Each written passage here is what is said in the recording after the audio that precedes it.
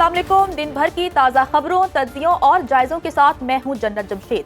नाज़रीन, सबसे पहले हम खबर शामिल करते हैं कराची से कि शहर कायद में राशिद मिन्हास रोड पर शॉपिंग मॉल में आग लगने के वाक़े का मुकदमा दर्ज कर लिया गया है।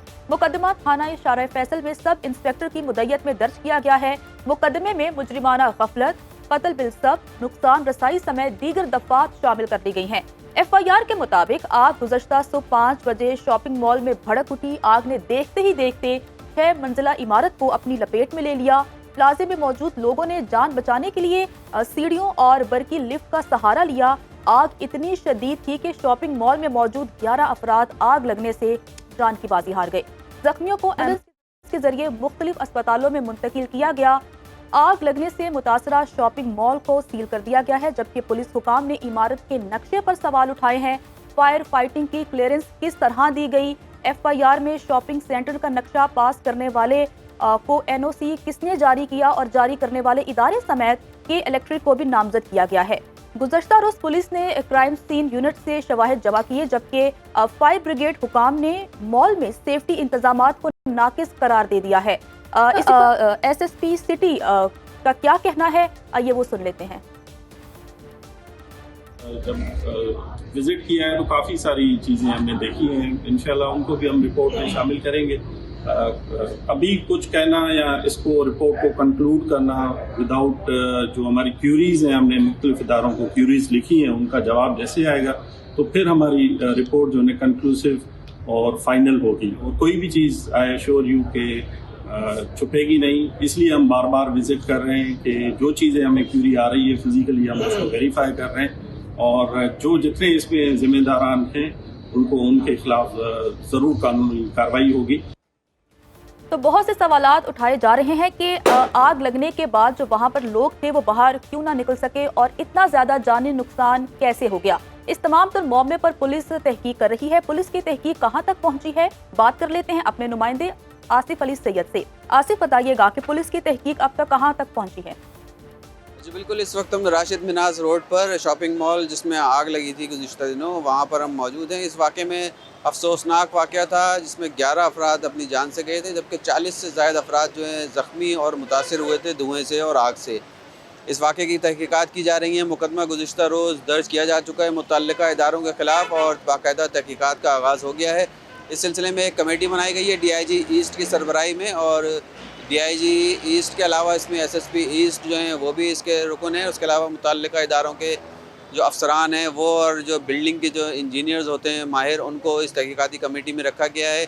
कल गुज़िश्ता रोज़ जो है तहकीकाती कमेटी ने इस जाए वक़ूअ का दौरा किया था और यहाँ से शवाहिद इकट्ठे किए थे। ठीक है, हमारे नुमाइंदे आसिफ अली सैयद हमारे साथ मौजूद थे और बता रहे थे कि पुलिस तमाम तर मामले की तहकीकात कर रही है और अब देखना यह है कि तहकीकात कब तक मुकम्मल होती हैं।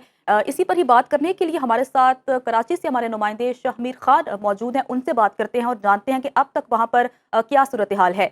शाहमीर, बताइएगा कि तकरीबन 2 दिन गुजर चुके हैं, मुकदमा दर्ज हो चुका है, तहकीकात कहाँ तक पहुँची है, पुलिस का क्या कहना है कि किन किन को शामिल तफ्तीश किया जाएगा?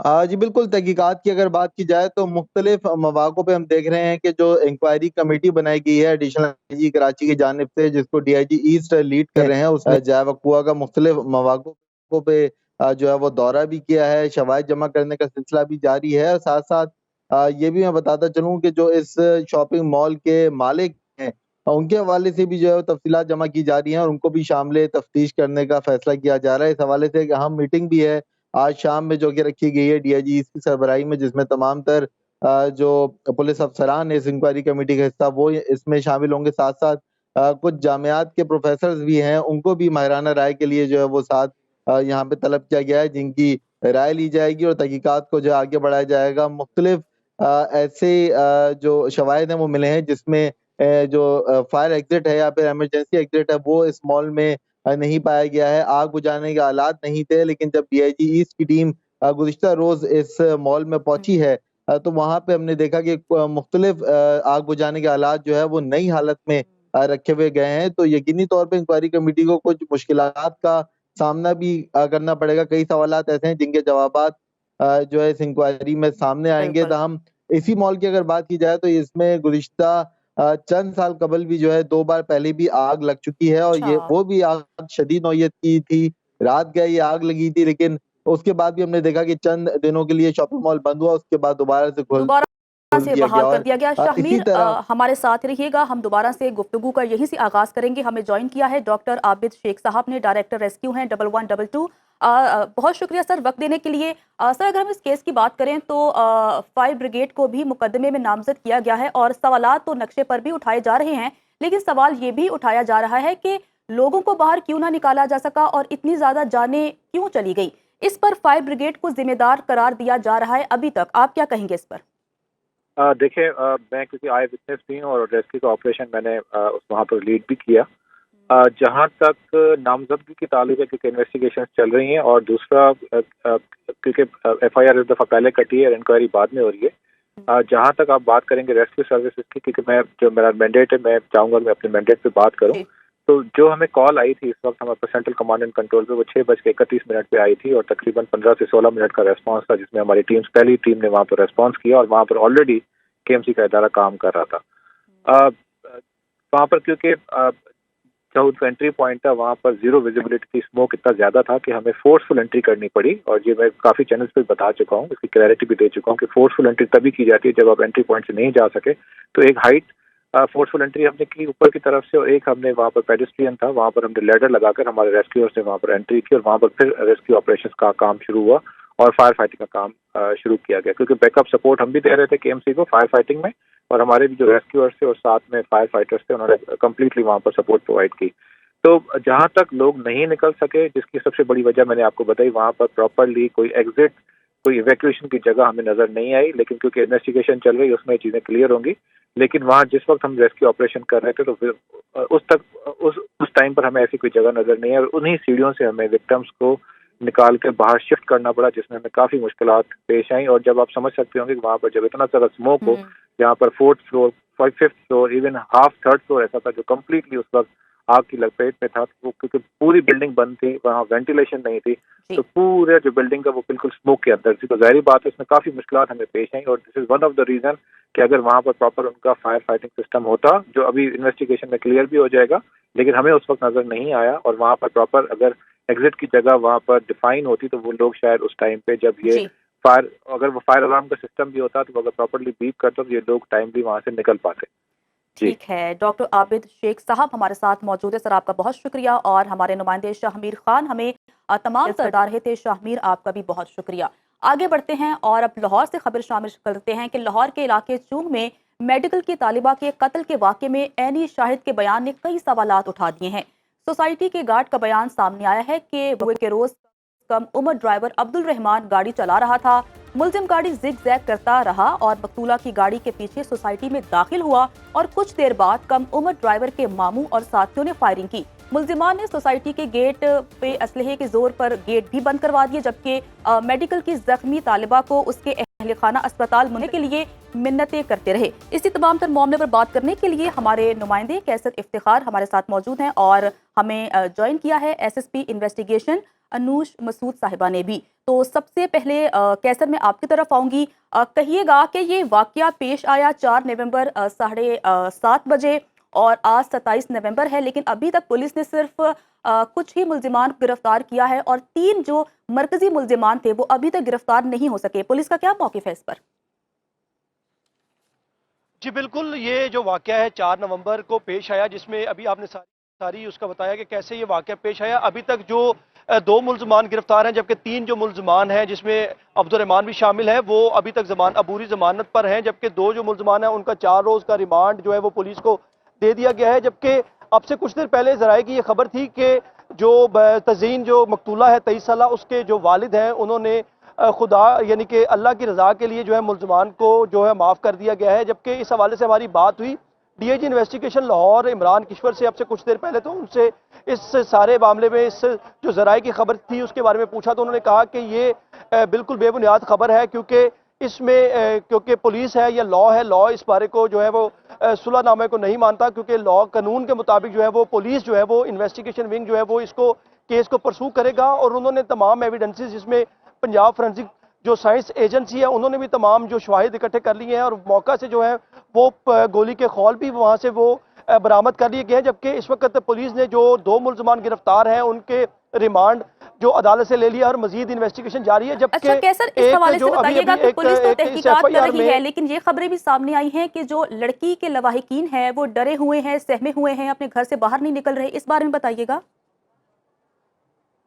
जी, गुज़िश्ता रात हम लोग जब एग्रेस कॉलोनी गए और सारा हमने वहाँ पे जाके वकूआ देखा तो इस बात में कोई दूसरी राय नहीं है कि जो लवाहिकीन है वो इस वक्त अपने घर पे मौजूद नहीं है। अच्छा। पुलिस की जो इसमें थोड़ी सी नेग्लिजेंसी जो हमें देखने में मिल रही है, क्योंकि अगर पुलिस उनको तहफ़्फ़ुज़ दे, जैसे ही उन्होंने वज़ीर आला पंजाब मोहसिन नकवी से जो है इस्तदा भी की कि हमें जो है वो तहफ़्फ़ुज़ दिया जाए, लेकिन उसके बाद भी जो है लवाहिकीन अपने घर में नहीं है। रात तक तो नहीं थे, जबकि सुबह भी हमने देखा कि वो अपने घर में मौजूद नहीं थे। तो इसमें पुलिस की नेग्लिजेंसी है। इन्वेस्टिगेशन पुलिस को चाहिए कि जो लवाहिकीन है उनको तहफ़्फ़ुज़ दिया जाए ताकि वो अपने घरों में रहकर इस केस को परसू कर सकें। जबकि दूसरी जानिब जो है वो जो मुल्ज़मान है उनके बारे में ये बताया गया है कि वो बाअसर है, और ये भी बताया गया कि पुलिस जो है वो उनको जो उनको फेवर देने की भी कोशिश की जा रही है ज़राए के मुताबिक, ये भी बताया गया। लेकिन उसके बाद जब वज़ीर आला पंजाब ने नोटिस दिया और डीआईजी इन्वेस्टिगेशन जो है वो और एसएसपी इन्वेस्टिगेशन ने जो दोबारा इस सारे मामले को देखा, तो देखने के बाद जो है वो अब इस वक्त जो तीनों मुल्ज़मान जो अबूरी ज़मानत पर हैं उनकी भी जो ज़मानत है वो मनसूख करवाने की कोशिश की जा रही है ताकि उनको भी शामिल तफ्तीश किया जाए और इस केस के हवाले से जो है शवाहिद इकट्ठे करके इन जो मुल्ज़मान हैं इनको कैफरे किरदार तक पहुँचाया जाए। जबकि अब से कुछ देर पहले डीआईजी इमरान किशोर का एक बाकायदा बयान भी आ गया। उन्होंने बताया कि उन्होंने एफआईआर में एक नई दफात जो आज़ाद की जिसको 311 पीपीसी कहते हैं, इसमें जो बंदा जो खुलेआम इस तरह फायरिंग करके जो खौफ व हिरास फैलाता है, ये उस हवाले से ये दफ़ा है जो कि आज़ाद की गई है और इन्वेस्टिगेशन पुलिस जो है वो इसको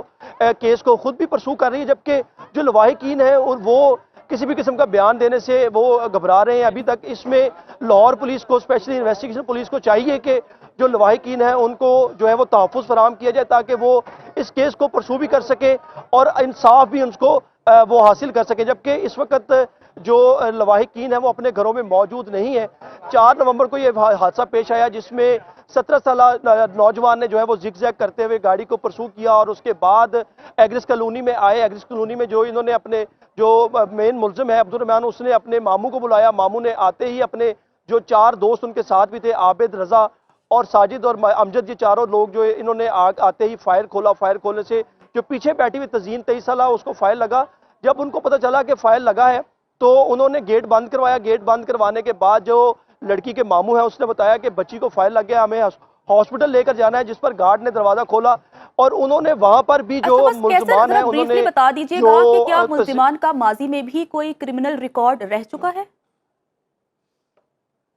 जी बिल्कुल, जो रात को हम लोगों ने अपने तौर पे इन्वेस्टिगेशन की और पुलिस से भी बात हुई तो पुलिस ने बताया कि मुल्ज़मान जो है वो इलाका में खौफ व हरास फैलाते हैं और इन्होंने अब से कुछ देर पहले जो है वो इनके खिलाफ एक वाक़या सामने आया जिसमें इन्होंने किसी पार्टी से 65 लाख रुपया फ्रॉड करके लिया था। जबकि पुलिस ने बाद में वो 65 लाख रुपया शायद वापस भी करवा दिया, लेकिन उसके बावजूद भी ये लोग जो है वो क्रिमिनल हैं और वहाँ इलाका थाना में जो इलाका है वहाँ का एड्रेस जराइम की वारदातों में मुलविस रहे हैं। हमारे नुमाइंदे कैसर इफ्तिखार हमारे साथ मौजूद थे और अनूश मसूद साहिबा हमारे साथ मौजूद थी। आप दोनों मेहमानों का बहुत शुक्रिया।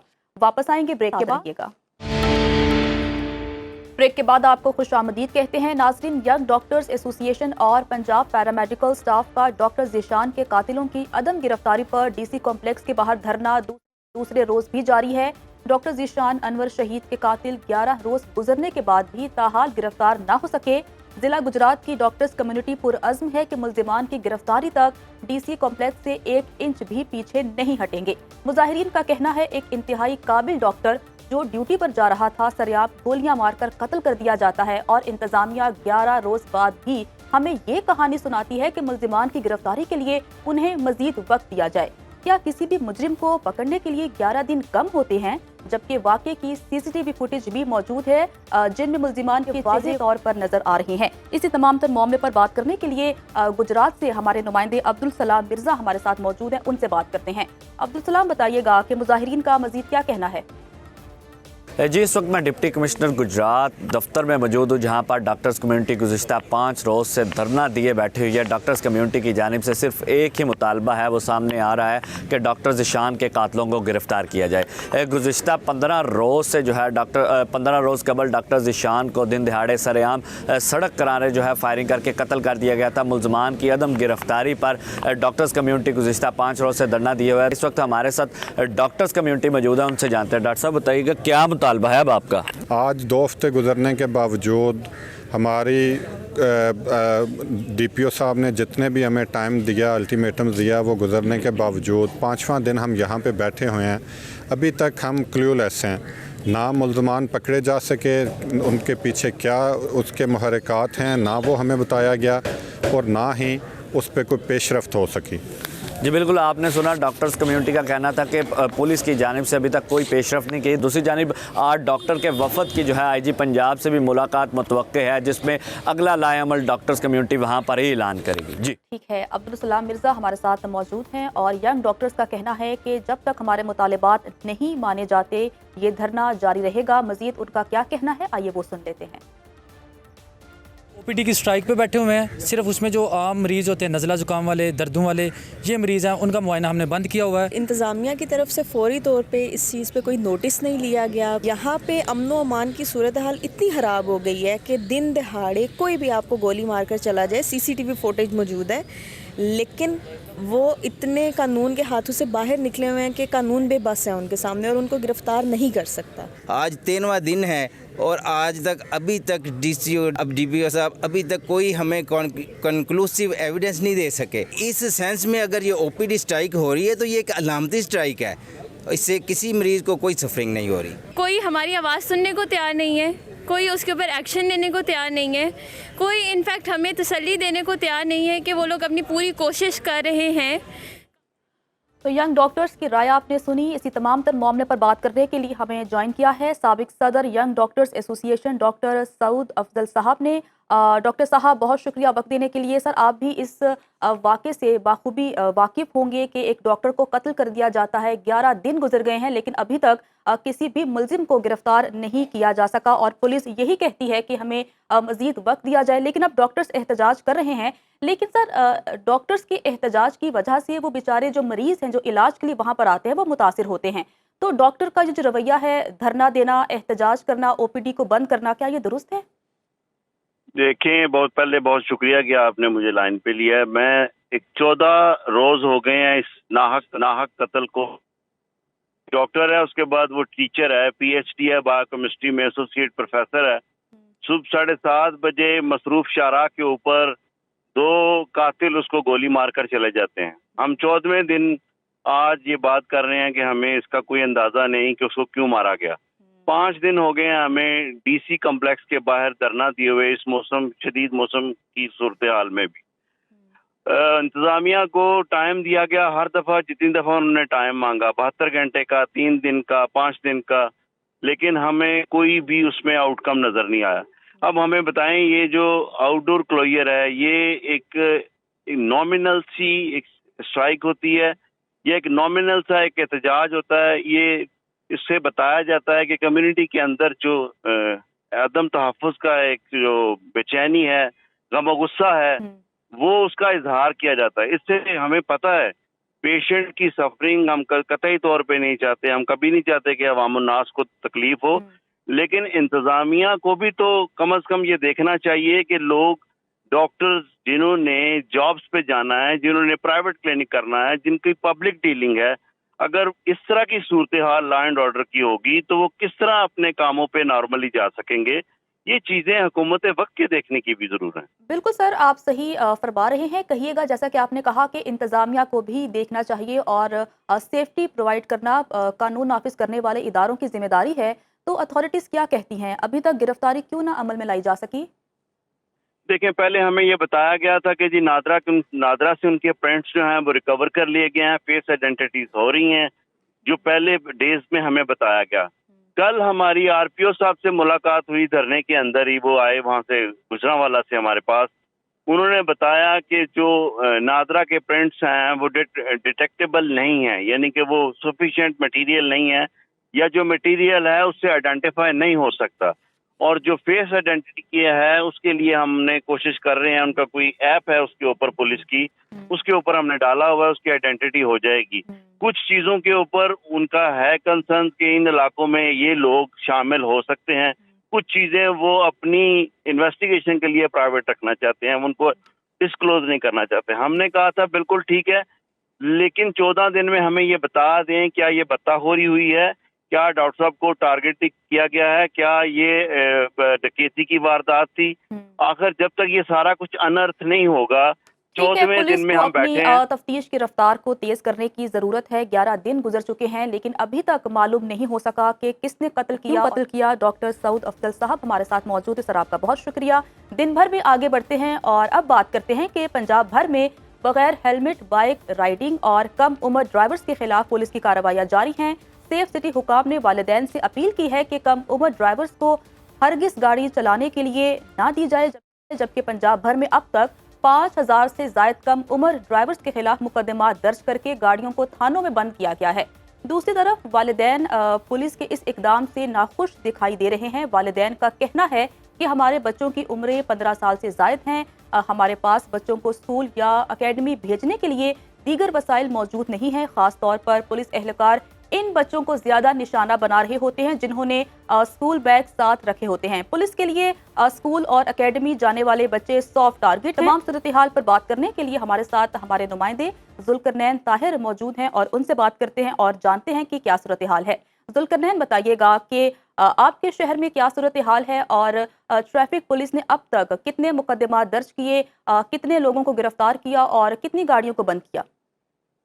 जी बिल्कुल, सिटी ट्रैफिक पुलिस की जानिब से कम उम्र ड्राइवर्स के खिलाफ भरपूर अंदाज में कैंपेन चलाई जा रही है। अब तक सिटी ट्रैफिक पुलिस ने कम उम्र ड्राइवर्स के खिलाफ मुख्तलिफ ट्रैफिक सेक्टर्स में मुख्तलिफ थानों में 291 मुकदमा दर्ज करवाए हैं और बगैर ड्राइविंग लाइसेंस के गाड़ियाँ और मोटरसाइकिल चलाने वालों के खिलाफ 150 मुकदमा का अंदराज करवाया गया है।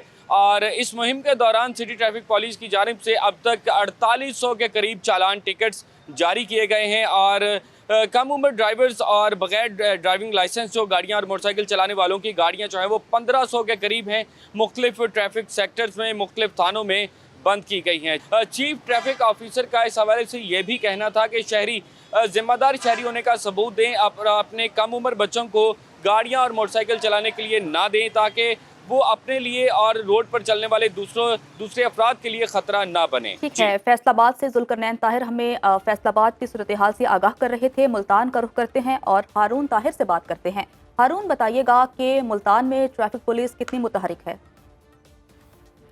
मुल्तान में कम उम्र ड्राइवर्स के खिलाफ सिटी ट्रैफिक इंतजामिया की जानिब से क्रैक डाउन 7 रोज़ के बाद भी अभी भी जारी और सारी है और क्रैक डाउन के सिलसिला में अब तक 500 से ज़ायद मुख्तलिफ थानों में कम उम्र ड्राइवर्स के खिलाफ मुकदमा दर्ज करवा दिए गए हैं। वक्त हमारे साथ सिटी ट्रैफिक इंतजामिया मौजूद है। सर, किस तरीके से कम उम्र ड्राइवर्स के खिलाफ कार्रवाइयों का सिलसिला जारी और अब तक मजीद कितने चालान कर लिए गए हैं?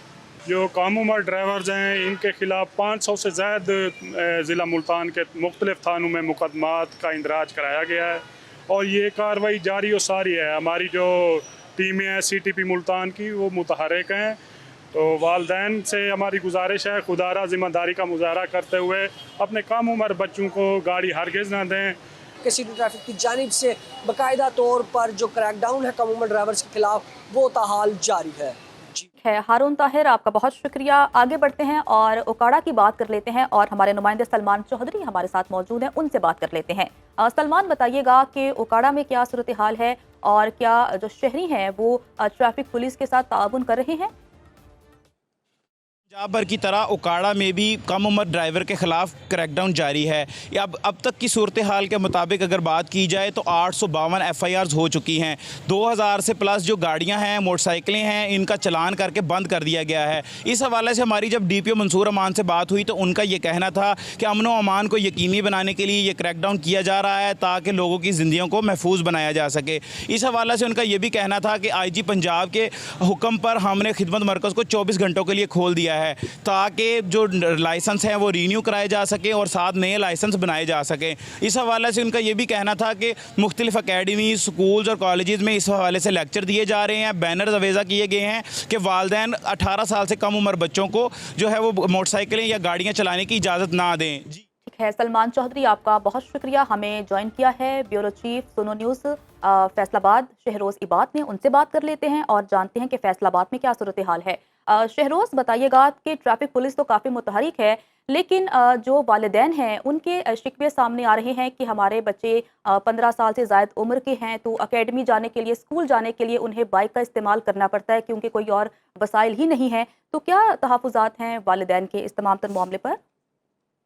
तो ऐसा ही है, फैसलाबाद में जो वालिदैन हैं वो बहुत ज़्यादा परेशान हैं क्योंकि 18 साल की उम्र तक के जो बच्चे हैं जिन्होंने स्कूल जाना होता है, अकेडमीज जाना होता है, उनके लिए बड़े मसाइल पेश आ रहे हैं। उनको फौरी तौर पर जो है वो ट्रैफिक वार्डन पकड़ते हैं, उनको न सिर्फ चालान किया जाता है बल्कि उनकी गाड़ी जो है वो भी बंद कर दी जाती है। तो अब वालिदैन पे एक्स्ट्रा जो है वो बोझ पड़ गया है इस सारी सूरत हाल पर। अब अगर अलग जो है वो वैन करवा के देते हैं तो डेफिनेटली उसके बहुत ज़्यादा एक्सपेंसेस हैं, गरीब वालिदैन इसको अफोर्ड नहीं कर सकते। और एक भाई मोटरसाइकिल चलाता था तो अपने साथ एक दूसरे भाई को भी बिठाकर स्कूल ले जाता था। तो इस तरह अब ये सूरत हाल बहुत ज़्यादा परेशान कुन जो है बनती जा रही है, खास तौर पर वालिदैन के लिए। अब देखें 4800 के करीब जो है वो चालान किए जा चुके हैं अब तक इस मुहिम में, और 291 मुकदमा जो है वो दर्ज हो चुके हैं, और 1900 गाड़ियां और मोटरसाइकिलें अभी तक बंद हो चुकी हैं फैसलाबाद में। और ये कैंपेन अभी भी जारी और सारी है। और जो ट्रैफिक वार्डन्स हैं, ट्रैफिक पुलिस है, उनका ये कहना है कि डेफिनेटली उनको ये ऑर्डर मिले हुए हैं, तो 18 साल तक की उम्र के बच्चे जितने भी हैं उनके खिलाफ कार्रवाइयों का ये सिलसिला जारी है। बिल्कुल, वालिदैन को चाहिए कि अपने बच्चों को साइकिल लेकर दें। अगर उनके बच्चे साइकिल चलाएंगे, एक तो स्मॉग में कमी वाकई होगी और इस तरह के हादसात भी पेश नहीं आएंगे।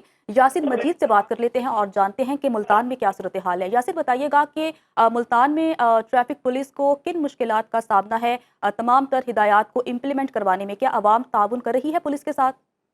जी, इस वक्त ट्रैफिक पुलिस की 30 से ज्यादा टीमें मुल्तान के मुख्तलिफ इलाकों में कार्रवाई कर रही हैं और हमने देखा है कि पिछले एक हफ्ते के दौरान तकरीबन 500 से ज्यादा मुकदमात मुल्तान में दर्ज किए जा चुके हैं, जो कम उम्र ड्राइवर जिनको ट्रैफिक पुलिस की जानिब से पकड़ा गया है। ये सूरत हाल तो है कैंपेन की।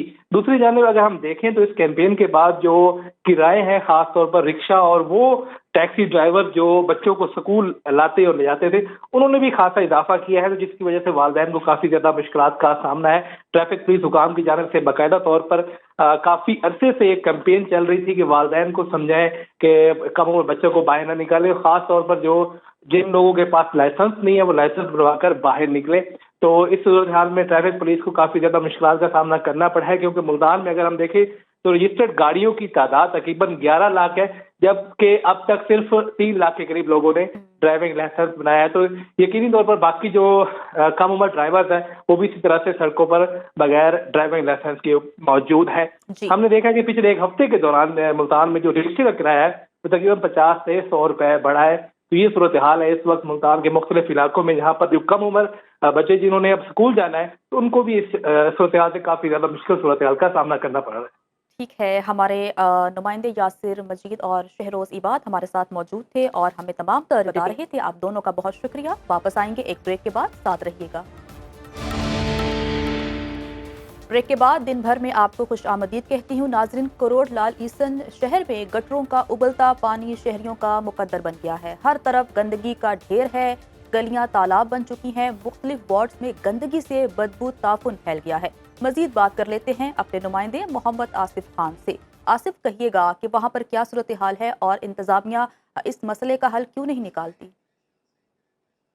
जी बिल्कुल, करोड़ लाल ईसन में सेवरेज सिस्टम नकारा होने से जो गलियां हैं वो तालाब का मंजर पेश करने लगी हैं, और यहाँ पर करोड़ लाल ईसन के जो मुख्तलिफ वार्ड्स हैं वहाँ पर सफाई के जो नाक़िस इंतज़ामात हैं वो शहरियों के लिए दर्द सर बन चुके हैं। यहाँ पर जो म्यूनसिपल कमेटी का अमला है वो साल जो है साल में एक बार जो है सफाई करने आता है, और उसके बाद जो है मुख्तलिफ वार्ड्स की गलियाँ जो है वो गंदगी से भर जाती हैं, जिसके बाद गलियों से गुजरना जो है वो शहरियों के लिए मुश्किल हो जाता है। यहाँ पर जो शहरी हैं उनका ये कहना है कि यहाँ पर जो म्यूनसिपल कमेटी इंतज़ामिया है, असिस्टेंट कमिश्नर, डिप्टी कमिश्नर लिया और जो दीगर जो इंतज़ामिया है उनसे काफ़ी बार हमने दरख्वास्तें भी की और यहाँ पर उन्हें निशानदेही भी की गई, लेकिन अभी तक जो है मुख्तलिफ वार्ड्स में सफाई के नाक़िस इंतज़ामात हैं। आला हुकाम से ये मुतालबा किया है कि करोड़ लाल ईसन शहर में सफाई के निज़ाम को बेहतर बनाया जाए, सेवरेज सिस्टम के निज़ाम को भी बेहतर बनाया जाए ताकि शहरी जो है वो सुख का सांस ले सकें। जी, शहरियों का क्या कहना है और वहां के मकीनों को किन मुश्किलात का सामना है, आइए वो सुन लेते हैं।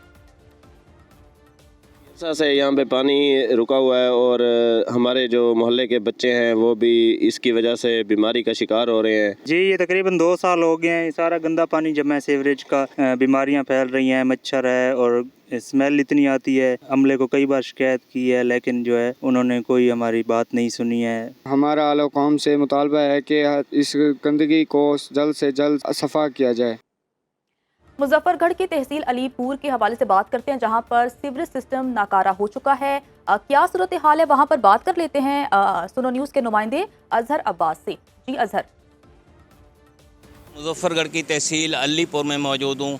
अलीपुर लाखों नफूस पर मुश्तमिल आबादी है और इस वक्त सीवरेज सिस्टम नाकारा होने की वजह से अलीपुर की मुख्तलिफ सड़कें, मोहल्ले और गलियां जो है वो सीवरेज के गंदे पानी से अट चुकी हैं, जिसकी वजह से शहरी जो है ना वो अजियत में मुब्तला हैं। और अगर मैं मकामी इंतज़ामिया की बात करूं तो वो मुकम्मल तौर पर जो है वो शहर को साफ़ सुथरा रखने में नाकाम हो चुकी है। इस वक्त मैं अलीपुर के इंट्रेस पर मौजूद है। मेरे अकब में आप देख सकते हैं कि सीवरेज का गंदा पानी जो है वो उबल पड़ा है और रोड जो है ना वो तालाब का मंजर पेश कर रही हैं। इस बारे में जब हमारी अलीपुर के शहरियों से बात हुई तो उनका ये कहना था कि अलीपुर की मुख्तलिफ मोहल्ले जिसमें टीचर कॉलोनी, अल कादर कॉलोनी और फतेहपुर जो चौक है वहाँ पर जो है ना वो गंदे पानी से इस वक्त जो है ना सड़कें अट चुकी हैं। शहरियों को जो है ना वो काफ़ी दुश्वारी का सामना करना पड़ता है। सीवरेज के गंदे पानी को जल्द साफ़ किया जाए ताकि शहरियों की जो मुश्किलात हैं वो कम हो सकें। जी ठीक है नाज़रीन, आगे बढ़ते हैं और अब आपको बताते हैं कि ज़िला खानेवाल से 4 अजला को मिलाने वाला रोड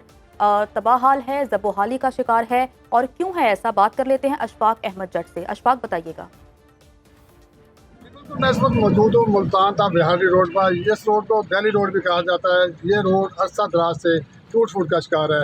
इस रोड पे आए रोज हादसा मामूल बन गए हैं। कई लोग अपनी ज़िंदगी गंवा बैठे हैं और जो जख्मी हुए हैं उसमें अक्सर जो है वो माजूरी की ज़िंदगी गुजारने पर मजबूर हैं। मेरे साथ कुछ मुजाहिरीन मौजूद हैं जिन्होंने यहाँ पे एहतजाजी मुजाहरा किया है। अब उनसे बात करते हैं वो इस हवाले से क्या कहते हैं। जी, जब मुल्तान दिल्ली रोड रात से टूट फूट का शिकार है, बड़े बड़े गड्ढे पड़ चुके हैं, काफ़ी एक्सीडेंट भी हुए हैं जिनसे बहुत सी कीमती जानें ज़ाया हुई हैं और बहुत से लोग मजबूर हुए हैं। कीमती गाड़ियों का भी नुकसान हो रहा है। हम आला हुकाम और जो निगरान वज़ीर आला साहब हैं उनसे गुजारिश करते हैं कि अपील करते हैं कि इस रोड को फौरी बनवाया जाए और हमारा ये दरीना मसला हल किया जाए। जी, जैसा कि आपने शहरी और मुजाहिरीन की बात सुनी, इनका कहना है कि ये रोड 4 अजला के संगम से गुजरता है और अक्सर जो सियासतदान हैं जनूबी पंजाब के वो यहाँ से गुजरते हैं, लेकिन आज तक किसी ने भी इसको बनवाने की कोशिश नहीं की। इनका वज़ीर आला पंजाब मुर्शद रज़ा नकवी से मुतालबा इन्होंने किया है कि इस रोड को जल्द अज जल्द बनाया जाए। जी अशफाक अहमद जट, आपका बहुत शुक्रिया। दिन भर से इतना ही, आप लोगों से मुलाकात होगी इंशाल्लाह कल। खुदा हाफिज़।